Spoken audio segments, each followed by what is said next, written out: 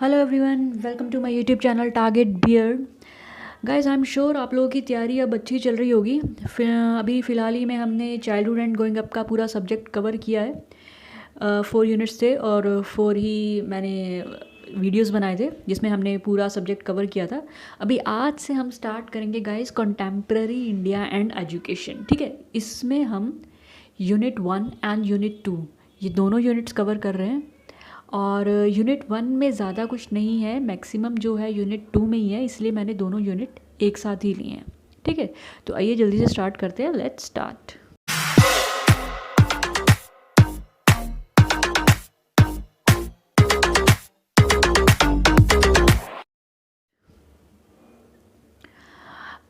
शुरू में पहले हम लोग थोड़ा सा ब्रशअप करेंगे जैसे हम हर वीडियो में करते हैं। यूनिट 1 और यूनिट 2 के जो मेन मुझे लगा टॉपिक्स जो आप लोग को करने चाहिए, जिसमें से क्वेश्चंस आ सकते हैं, उसका हम थोड़ा सा ब्रशअप करके फिर उसके बाद MCQ स्टार्ट करेंगे। ठीक है, फर्स्ट ऑफ ऑल आप लोगों ने पढ़ा ही होगा फंडामेंटल राइट्स। हमारे 6 फंडामेंटल राइट्स हैं जो आपको पता होने चाहिए, जिसमें से कुछ ना कुछ आई थिंक क्वेश्चन आएगा। फर्स्ट है right to equality, that is article 14 से 18 तक।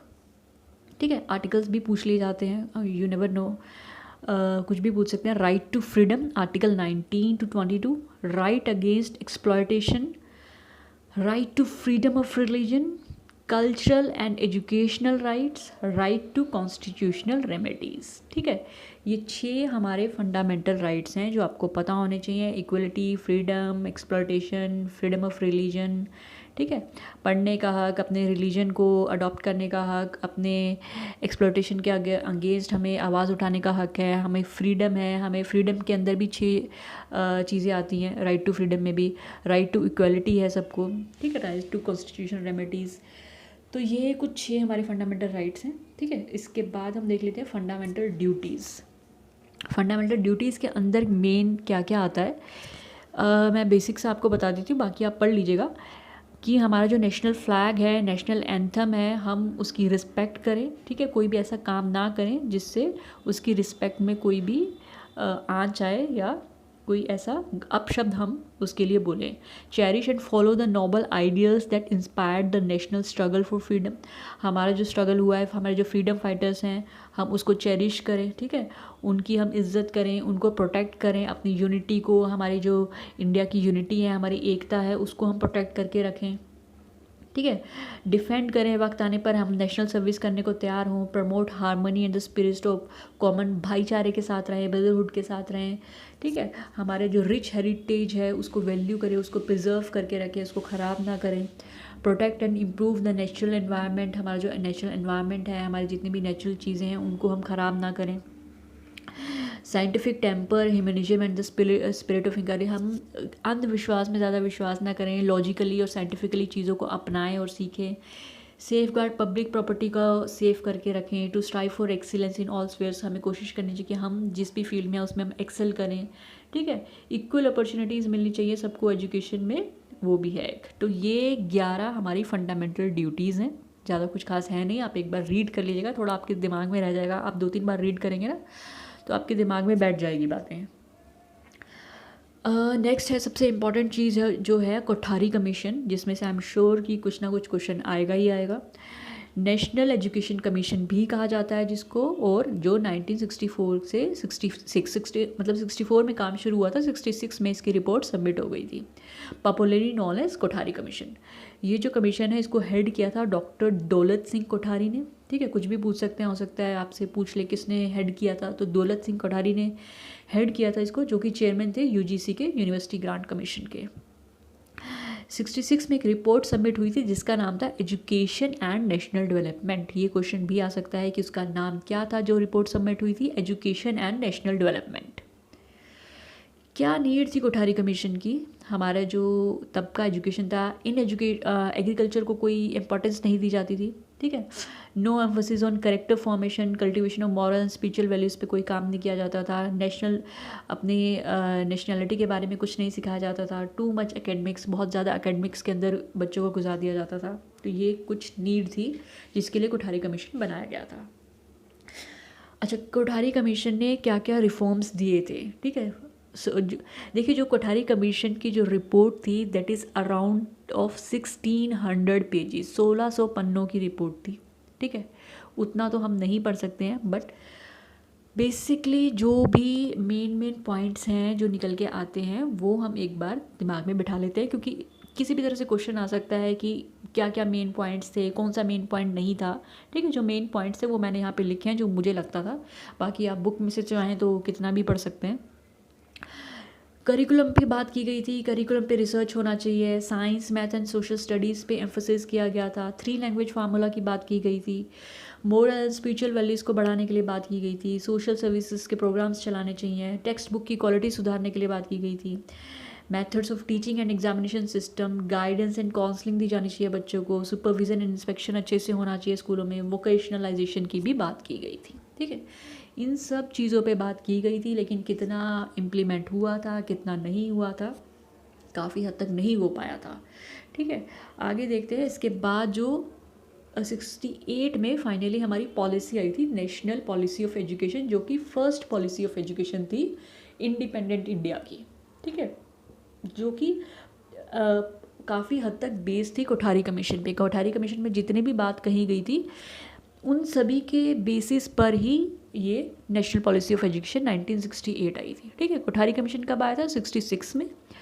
आपका पहली पॉलिसी ऑफ एजुकेशन कब आई थी? 68 में, उसके 2 साल बाद, ठीक है। Based on the report and recommendations of the Kothari commission, the government of prime minister Indira Gandhi के टाइम पे फर्स्ट पॉलिसी ऑफ एजुकेशन आई थी, आपको ये याद रखना है।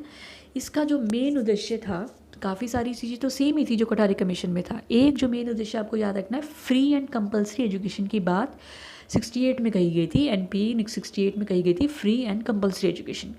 फ्री एंड कंपल्सरी एजुकेशन क्या है? In this great efforts were put to give free and compulsory education to all children up to the age of 14, 14 साल तक के बच्चों को फ्री और कंपल्सरी एजुकेशन मिलना चाहिए, ठीक है। Suitable programmes were develop to ensure that every child who enrolled in schools should successfully complete the prescribe course. जो भी बच्चा एडमिशन लेता है वो पूरी एजुकेशन करके ही स्कूल से बाहर निकले, इस तरह की बात रखी गई थी। एनपी 1968 की मेन फीचर्स क्या थे? देखिए, जो भी कोठारी कमीशन के मेन फीचर्स थे वो तो थे ही, उसके साथ साथ जो कुछ अलग फीचर्स थे वो मैंने लिखने की कोशिश की है, सारा लिखूँगी तो बहुत ज़्यादा टाइम लग जाएगा। फ्री एंड कंपल्सरी एजुकेशन था एक तो, ठीक है। उसके बाद इक्वलाइजेशन ऑफ एजुकेशनल इम्पॉर्टेंस, सबको इक्वल अपॉर्चुनिटी मिलनी चाहिए, चाहे कोई लोअर कास्ट से हो, चाहे अपर कास्ट से हो, लोअर ट्राइब से हो, कहीं से भी हो, इक्वल अपॉर्चुनिटी मिलनी चाहिए, गर्ल हो बॉय हो, सबको। टीचर की एजुकेशन, उनके स्टेटस, एमलमेंट्स, इन सब पर भी बात की गई थी, ठीक है। Education for agriculture and industry, work experience पे भी बात की गई थी। वर्क एक्सपीरियंस देखिए कोठारी कमीशन में भी बात की गई थी वर्क एक्सपीरियंस की, एजुकेशन ऑफ टीचर्स की, लेकिन इतना सब कुछ इम्प्लीमेंट नहीं हो पाया था, इसलिए 1968 में इनके ऊपर थोड़ा और एम्फोसाइज़ किया गया था, ठीक है। यूनिवर्सिटी एजुकेशन की बात की गई थी, यूनिवर्सिटी लेवल पे चीज़ें और सुधरनी चाहिए। Part time education and correspondence courses लाए गए थे। Spread of literacy and adult education, ठीक है, जो किसी वजह से नहीं पढ़ पाए तो कुछ ऐसे मिशंस चलाने चाहिए कि वो अपनी पढ़ाई कंप्लीट कर सकें। गेम्स एंड स्पोर्ट्स के ऊपर भी बात की गई थी, और एजुकेशनल स्ट्रक्चर बोला गया था कि 10+2+3 होना चाहिए, ठीक है। तो ये कुछ मेन फीचर्स थे। उसके बाद सेकंड पॉलिसी आई थी 1986 में राजीव गांधी के टाइम पे, ठीक है। पहली आई थी आपकी इंदिरा गांधी के टाइम पे 68 में, 68 का उल्टा है 86, जो सेकंड पॉलिसी आई थी 1986 में, जो कि राजीव गांधी के टाइम पे आई थी, ठीक है। आई होप आपको याद रहेगा। The new policy called for special emphasis on the removal of disparities and to equalize educational opportunity. सबको इक्वल राइट्स मिले, इस पे ज़्यादा एम्फोसाइज दिया गया था। वुमेंस को, ST SC इन सब को बराबर का हक मिले, ठीक है। 68 में भी बात कही गई थी, लेकिन अभी भी काफ़ी हद तक जो SC ST जो वुमेंस थे, गर्ल्स चाइल्ड थी, उनको एजुकेशन में नहीं भेजा जाता था या किसी वजह से नहीं कर पाते थे, तो उनकी पढ़ाई के ऊपर ज़्यादा जोर दिया गया था कि सबको इक्वल अपॉर्चुनिटी मिलना चाहिए। अच्छा, इसके मेन फीचर्स क्या थे? क्वालिटी एजुकेशन मिलना चाहिए, ठीक है। आपने ये तो बोल दिया 14 साल तक सबको मिलना चाहिए एजुकेशन, लेकिन क्वालिटी एजुकेशन मिलना चाहिए। सोशल इन्वॉल्वमेंट, पेरेंट्स को, कम्युनिटीज़ को, सबको इन्वॉल्व किया गया था ताकि उनको इन्वॉल्व करके ज़्यादा से ज़्यादा बच्चों को एनरोल करवा सकें। स्कॉलरशिप की बात कही गई थी, ठीक है। National common curriculum 10+2 implemented in the whole country. देखिए 68 में भी 10+2+3 की बात की गई थी, लेकिन पूरे कंट्री में इम्प्लीमेंट कब हुआ था? 1986 में, ठीक है। एजुकेशन फॉर इक्वलिटी, सबकी इक्वलिटी की बात की गई थी। पॉलिटेक्निक्स और ITI काफ़ी ओपन हुए थे उस टाइम पे। NP call for a child centred approach in primary education and launched operation black board, ठीक है। ऑपरेशन ब्लैक बोर्ड चालू हुआ था 1986 में, जिसमें कहा गया था हर क्लास में कम से कम एक ब्लैक बोर्ड, चौक और 2 टीचर तो होने चाहिए, ठीक है। अर्ली चाइल्ड केयर पे बात की गई थी। प्री प्राइमरी एजुकेशन पे भी बात की गई थी। Policy expanded the open university system, IGNOU की शुरुआत हुई थी, ठीक है। तो ये कुछ मेन फीचर्स थे। अब NCF देख लेते हैं। NCF और नेशनल करिकुलम फ्रेमवर्क। NCF क्या है? एक डॉक्यूमेंट बनाया गया था जिसमें सारी टेक्स्ट बुक्स और सिलेबस नोट डाउन किया गया था, जिससे आप रेफ़र कर सकते थे इंडियन स्कूल्स में, ठीक है। It is a document for making text books levy as well as the teaching practices with in the educational programmes in Indian schools, ठीक है। क्या 5 बेसिक प्रिंसिपल्स थे इसके? Connecting knowledge to life outside school, आपके school के बाहर भी knowledge है, ठीक है। सिर्फ 4 दीवारी में बिठा के बच्चों को नहीं पढ़ाना है, एनवायरनमेंट से भी अवगत करवाना है, बाहर भी ले जाना है बच्चों को। बच्चों को रोबोट नहीं बनाना है, रटवाना नहीं है, मैकेनिकल नहीं बनाना है, उनको चीज़ें समझ में आनी चाहिए, ठीक है। प्रैक्टिकली भी चीज़ों को समझाना है, टेक्स्ट बुक से बाहर भी समझाना है, फ्लेक्सिबल रखना है, एक ही रिजिड होके एक ही मेथड पे और एक ही जगह बैठ के बच्चों को नहीं पढ़ाना है, फ्लेक्सिबल टीचिंग करनी है आपको। Nurturing and identity of prime importance informed by caring with in the country's democratic polity, ठीक है। जितने भी हमारे प्राइम इंपॉर्टेंस हैं हमारी कंट्री के, वो उनके प्राइम इंपॉर्टेंस मतलब कि हमारे कंट्री के जितने भी फेमस और जितने भी आइडेंटिटी हैं हमारी कंट्री की, जितने भी आपके फ्रीडम फाइटर्स हो गए या आपकी कंट्री की जो भी आइडेंटिटी है, उसको आपको नर्चर करना है, वो भी बच्चों को सिखानी है, वो भी बच्चों को पता होना चाहिए, ठीक है। ये कुछ 5 बेसिक प्रिंसिपल्स थे। उसके बाद किस किस एरिया में, किस किस करिकुलम के एरिया में NCF 2005 में बात की गई थी? 3 लैंग्वेज फार्मूला। 3 लैंग्वेज फार्मूला शुरू से ही बात होती आ रही है, कोठारी कमीशन से ही वैसे। तो NCF में भी 3 लैंग्वेज फार्मूला पे जोर दिया गया था। Mathematics, science, social science, computers, art education, health and physical education, study of peace, work and education, ठीक है। इन सब करिकुलम को और स्ट्रॉन्ग बनाने की बात कही गई थी, ठीक है। तो ये था कुछ बेसिक मोटी मोटी तौर पे बातें जो मुझे लगा आपको रिवाइज़ करवाना चाहिए। डिटेल में अगर आपको पढ़ना है आप बुक में से पढ़ सकते हैं, मेरे चैनल में भी कुछ वीडियोज़ हैं, आप वहाँ से भी देख सकते हैं, ठीक है। तो अभी फाइनली हम MCQ स्टार्ट करेंगे। The fundamental duties are included in the constitution by which of the following act? Fundamental duties कौन से एक्ट में are included in the constitution by which of the following act? कौन से act में डाली गई थी हमारे कॉन्स्टिट्यूशन में? 42nd अमेंडमेंट एक्ट था, उसमें फंडामेंटल ड्यूटीज़ डाली गई थी। बेटा कुछ चीज़ें आपको आप रट लो, रट नहीं सकते तो 4-5 बार उनको पढ़ो, ठीक है। रेगुलरली सुनो उसको या पढ़ो उसको, 3-4 बार पढ़ोगे आपको याद हो जाएगा, ज़्यादा ऐसा कुछ डिफ़िकल्ट है नहीं, ठीक है। 42nd अमेंडमेंट एक्ट में ये डाली गई थी फंडामेंटल ड्यूटीज़। कौन से आर्टिकल में डाली गई थी ये? विच of the following articles of the constitution contains fundamental duties? 51A, ठीक है। एक्ट कौन सा था? 42nd amendment act. और आर्टिकल कौन सा था? 51A, ठीक है। Which of the following are the fundamental duties? Public property को सेफ गार्ड करना, इंटीग्रिटी और यूनिटी को सेफ गार्ड करना, साइंटिफिक टेम्पर और ह्यूमनिज्म को डेवलप करना, ऑल ऑफ द अबव, ठीक है। Which of the following articles guarantees equality before law and equal protection of law for all individuals residing within the territory of India?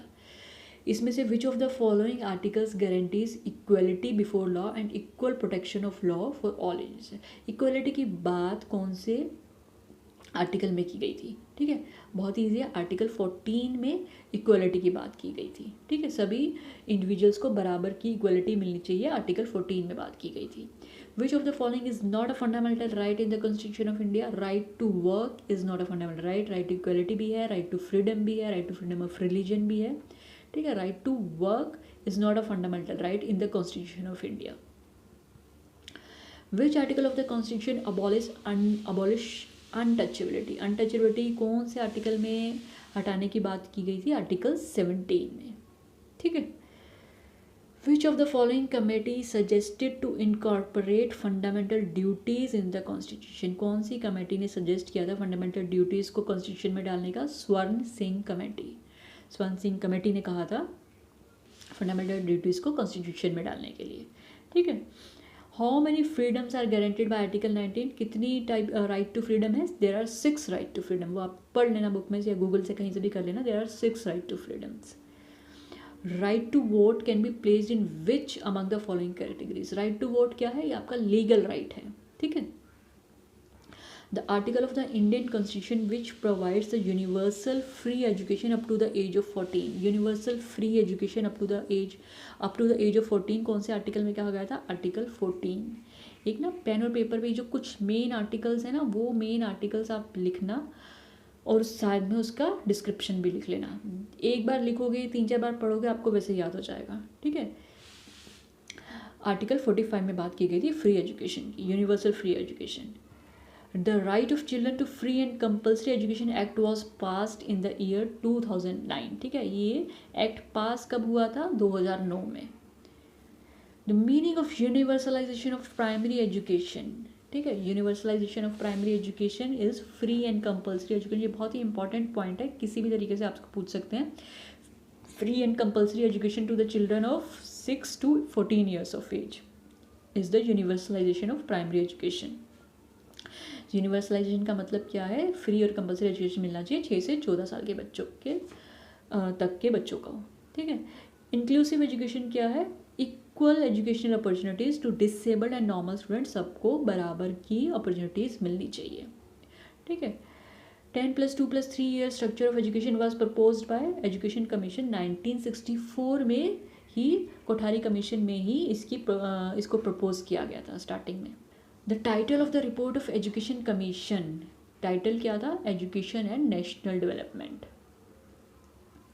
The policy recommended by the Kothari commission for language is, Kothari commission ने जो policy दी थी language की क्या थी? 3 language formula. ये बहुत ही आसान है, 3 लैंग्वेज फॉर्मूला किसी ना किसी तरीके से आपको पूछ सकते हैं।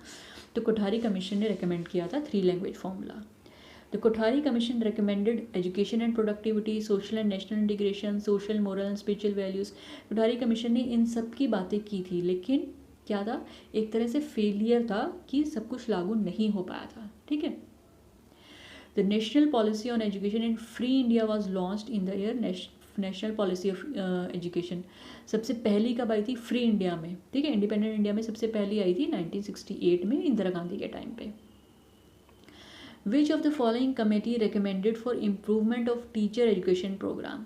टीचर एजुकेशन प्रोग्राम की इम्प्रूवमेंट, जब टीचर की कोर्सेज आए थे, जब बहुत ज़्यादा टीचर के एजुकेशन के ऊपर वर्क किया गया था रामामूर्ति कमेटी ने। ठीक है। रामामूर्ति कमेटी ने बोला था कि टीचर ट्रेनिंग कोर्सेज होने चाहिए कि ऑन द जॉब भी वो कुछ कोर्सेज कर सकें, ऐसे कोर्सेज भी आने चाहिए। बात तो एजुकेशन की बात तो स्टार्टिंग से हो रही थी, बट एक्चुअल में जो वर्क हुआ था वो रामामूर्ति कमेटी के बाद हुआ था।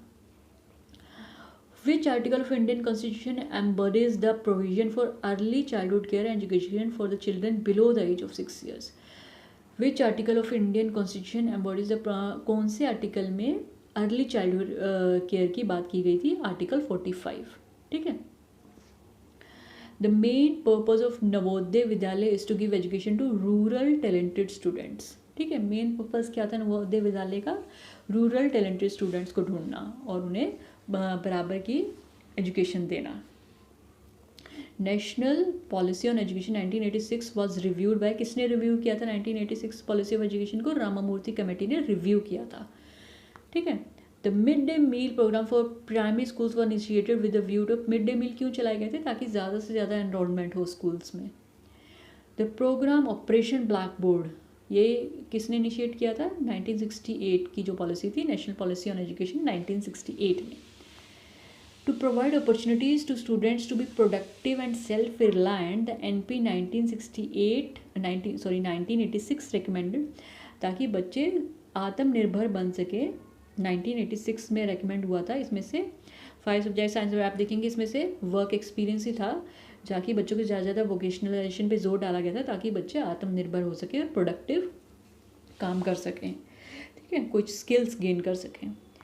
The national policy of education was revise in the year, revise national policy on education कब आई थी? 1992 में। ठीक है, देखिए अब तक 3 ही नेशनल पॉलिसी ऑफ एजुकेशन आई है, 68 में, 86 में और अभी जो आई है 2020 में। ये जो थी 92 में, ये रिवाइज एजुकेशन पॉलिसी थी, उसी को रिवाइज किया गया था। The national literacy mission was started in India in the year 1988। National literacy mission कब आया था? 1988 में। अच्छा, NCF क्या है? National curriculum framework. ये तो आपने पढ़ा ही होगा, नेशनल करिकुलम फ्रेमवर्क। NCF है नेशनल करिकुलम, जो करिकुलम पे बात करता है।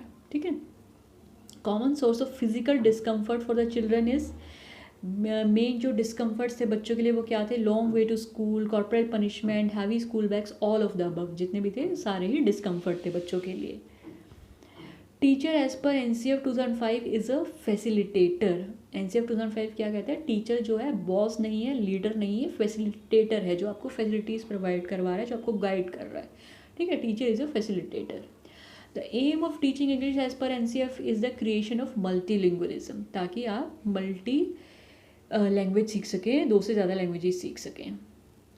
NCF 2005 says that children do not fail, they indicate the failure of the school।